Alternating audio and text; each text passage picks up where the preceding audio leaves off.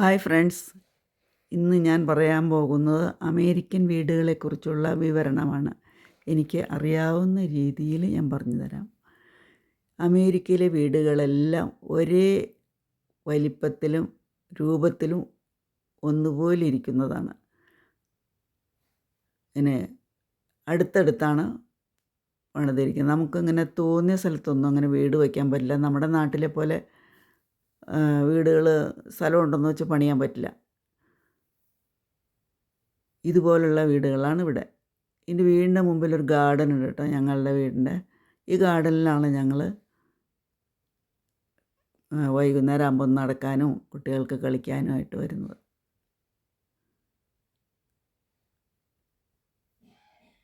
ഇവിടെയുള്ള ആളുകൾ കുട്ടികളെയും കൊണ്ട് വരുന്നവരുണ്ട്, പട്ടീനെയും കൊണ്ട് വരുന്നവരുണ്ട്. കുട്ടികൾ ഇതേ സൈക്കിളിൽ ഓട്ടണം. പിന്നെ ഇവിടെയുള്ള ആളുകളെയൊക്കെ കാണാൻ നല്ല ഭംഗിയാണ് കേട്ടോ. നല്ല കാണാനും ഭംഗി, ഒരു പ്രത്യേക സംസ്കാരം പോലെ നല്ല പെരുമാറ്റം. കാണുകയാണെങ്കിൽ അറിയില്ലാത്തവരെ കണ്ടാലും ഹായ് എന്ന് പറയും ചിരിച്ചുകൊണ്ട്. ഞാനൊന്നും മിണ്ടാറില്ല, എന്നാലും എന്നെ കാണുമ്പോൾ ഒരു ഹായ് എന്ന് പറഞ്ഞ് ചിരിക്കും. എനിക്കതൊക്കെ ഒരു പുതുമ പോലെ തോന്നുന്നു.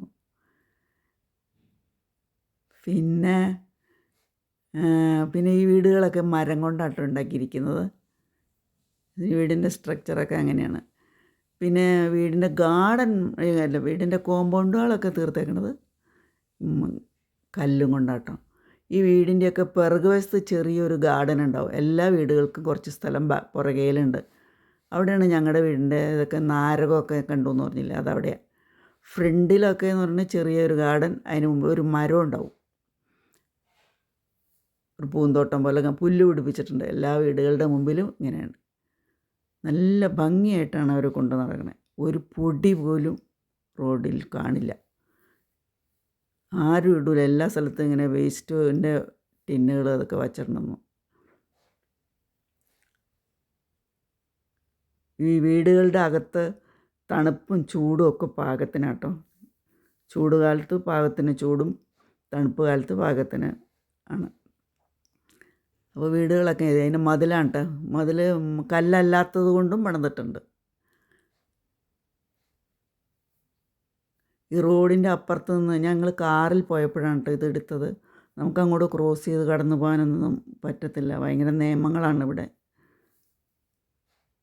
അങ്ങനെയൊക്കെ കടന്നു പോകാൻ പറ്റില്ല.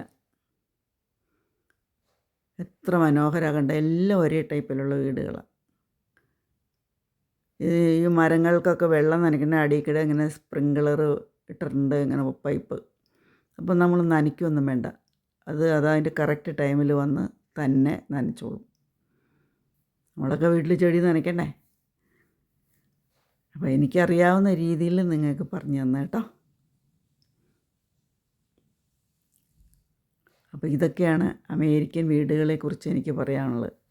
വീഡിയോ കാണുന്ന എല്ലാവർക്കും നന്ദി, നമസ്കാരം. Thank you.